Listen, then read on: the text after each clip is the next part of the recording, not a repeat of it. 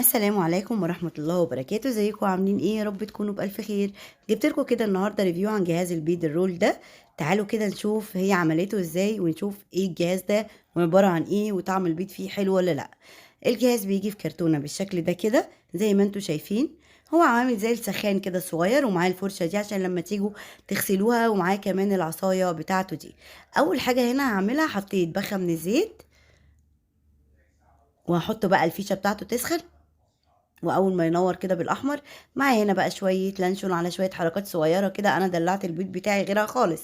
حطيت بيضايه وحطيت عليها الحاجات دي بالشكل ده زي ما انتوا شايفين، وملح وفلفل اسود، وقلب قلب وننزل في الجهاز ده ونحط العصايه اللي جايه معاه بالشكل اللي انتوا شايفينه ده كده. هيبتدي بقى يخرج لي البيض رول بالشكل اللي انتوا شايفينه.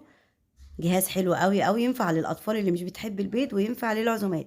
يلا بقى ما تنسوش اللايك والشير والسبسكرايب. باي باي.